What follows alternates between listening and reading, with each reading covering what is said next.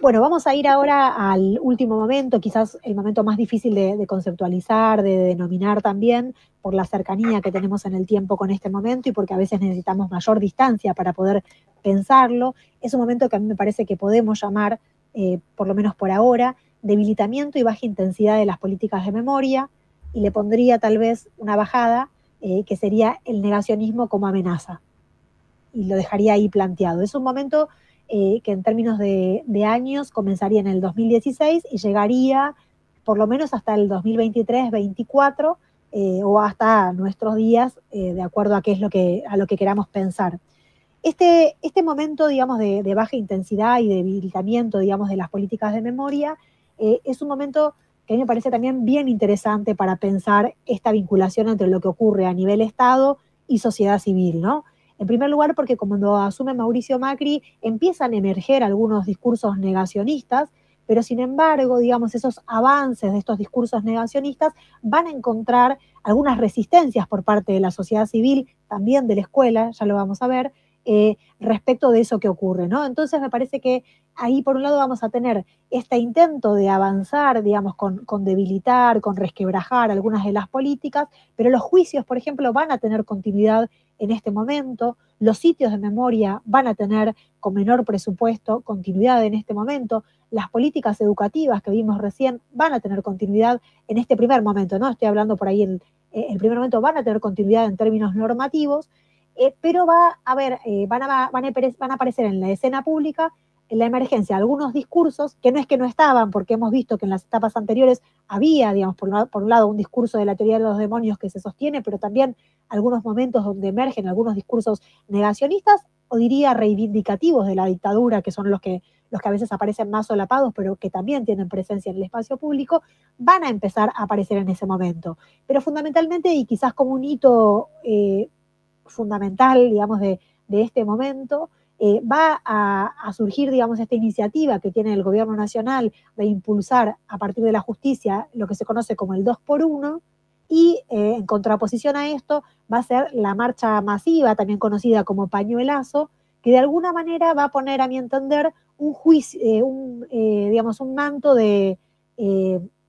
de parate, ¿no? De poder decir hasta acá, ¿no? Es como ese movimiento que ayuda, digamos, a decir socialmente nosotros habíamos suscrito a un pacto que es el pacto social del nunca más, y es por esto que nos movilizamos, ¿no? Esa marcha del 2x1 del 2017, una marcha que tenía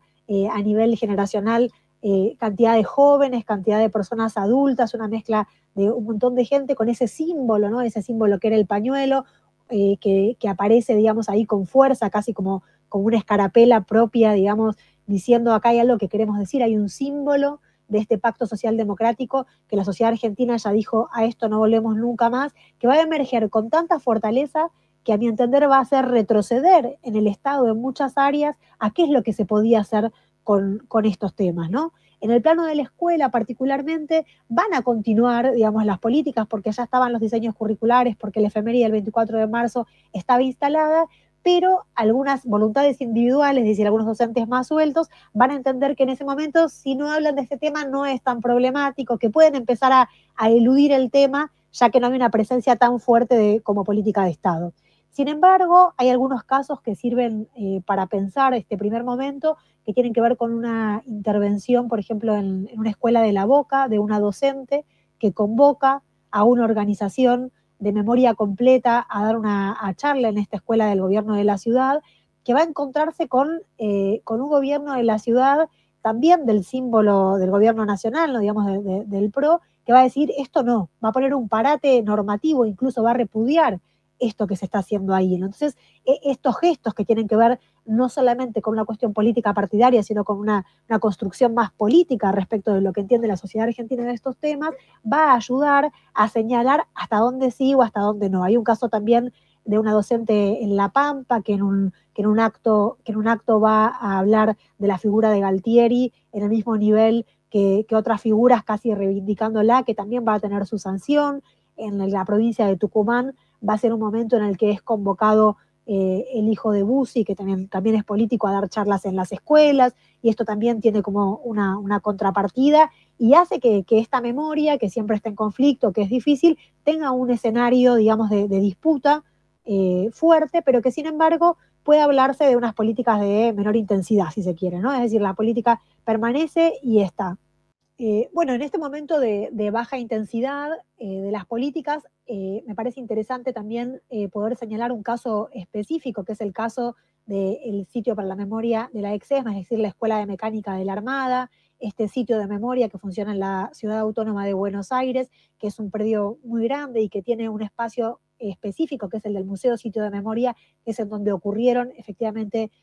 delitos de lesa humanidad, un sitio que como tal, como museo, pudo inaugurarse recién en el 2015 y que va a empezar a funcionar nada más y nada menos que en estos años, va a empezar a funcionar con mucha fuerza, con visitas de escuelas, universidades, visitas internacionales, y en este momento el Estado Nacional va a ir hacia otros espacios internacionales para que este espacio sea declarado como un sitio, de patrimonio de la humanidad ante la UNESCO, ¿no? A lo que va a retomar posteriormente el gobierno de Alberto Fernández y concretar durante su gestión, con la acción de varias áreas del Estado Nacional para preservar este sitio. Por eso me parece también bien importante y me parece que no hubiera sido posible si no hubiera ocurrido esta marcha del 2x1 y después las marchas sucesivas de los 24 de marzo, ¿no? de aquellos años, ¿no? Dentro de este momento, ¿no? Del 2016 hasta nuestros días, o hasta el 23, o a donde podamos pensarlo, va a estar el gobierno de Alberto Fernández, que podríamos decirle le sube un poco la intensidad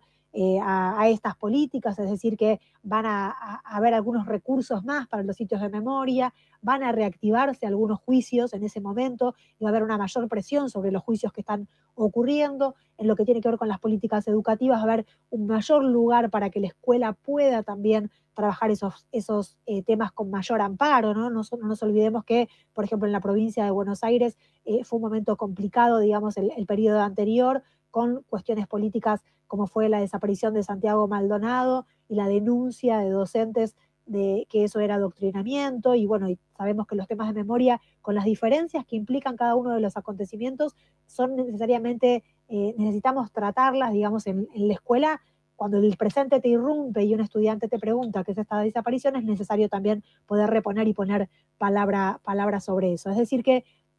durante el gobierno de Alberto Fernández, yo diría que ese debilitamiento empieza a tener algo más de fortaleza, pero si podemos pensar que en los años del kirchnerismo eh,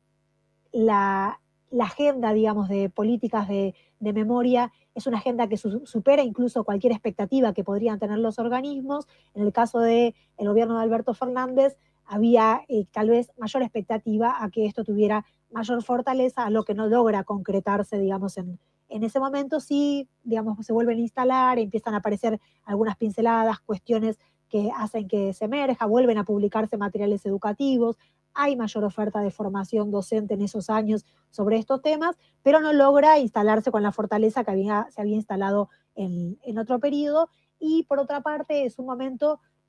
para observar, digamos, estos discursos negacionistas, banalizadores, que empiezan a circular por abajo con mayor fuerza, encontrando mayor eco, y que van a terminar nada más y nada menos en el año 2023, digamos, este año que para nosotros era tan importante respecto de poder pensar también en términos educativos en los 40 años de democracia, van a finalizar, si se quiere, para mí, con un acto, digamos, de mucha paradoja para nuestra propia democracia, que es poder comprender cómo el presidente que asume el 10 de diciembre de 2023 va a ser el primer presidente que en su discurso no nombra la democracia y no nombra los derechos humanos, ¿no? Digamos, dos omisiones más que paradójicas para lo que significan las políticas de memoria, verdad y justicia, y para lo que significa la propia democracia, ¿no? Me parece que ahí empieza también, bueno, la figura de Victoria Villarroel, ¿no? Una vicepresidenta que además de una militancia activa, con grupos que reivindican represores, va a poner en jaque, digamos, un poco esto de lo que venía ocurriendo en la escuela, estas políticas, va a obligar a repensar cantidad de cuestiones respecto de lo que ocurre en la escena pública, Respecto de las representaciones culturales, yo diría, de todas maneras, sigue teniendo mucho peso, digamos, la narrativa que venía sosteniéndose hasta entonces, ¿no? Uno puede observar la relevancia pública que tuvo la película 1985 y otras series también de plataformas internacionales que siguen colocando el tema de la dictadura, digamos, en el lugar que la sociedad argentina yo entiendo que las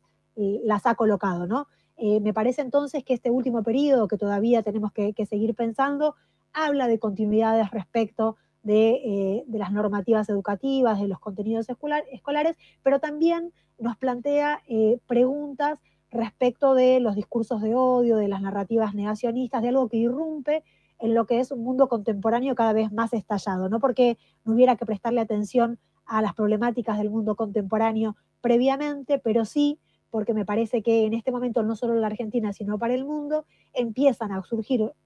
cantidad de preguntas vinculadas a qué significa la vida en común, que nos van a poner en jaque y, si se quiere, ponernos patas para arriba respecto de lo que pensamos de nuestra democracia. Entonces, me parece que este momento, digamos, ya tirándolo un poco al presente, es un momento de desafíos, de volver a pensar lo común, de volver a pensar también el por qué enseñar el terrorismo de Estado en la escuela, por qué es importante enseñarlo y volver a reponer también algunas de las cuestiones que se pensaron quizás inicialmente, ¿no? De por qué este tema debería estar en la escuela, volver a reponer, a remarcar y subrayar, animándonos también a qué preguntas traen las nuevas generaciones, a qué pasa también con otros actores que se hacen eco a esto y también pensando, creo que eso es muy importante también, pensar cuáles son los problemas que atraviesa la escuela hoy, digamos. Es imposible pensar la enseñanza del terrorismo de Estado si no pensamos en las problemáticas que tiene la escuela hoy en general, digamos, ¿no? No es un problema solo de la enseñanza de la historia reciente, sino que también son problemas de la enseñanza de la historia, de prácticas del lenguaje, es decir, de diferentes cuestiones que hacen a una escuela que también está puesta en jaque por las nuevas tecnologías, digamos, ¿no? Así que me parece que es un momento para seguir pensando por ese camino.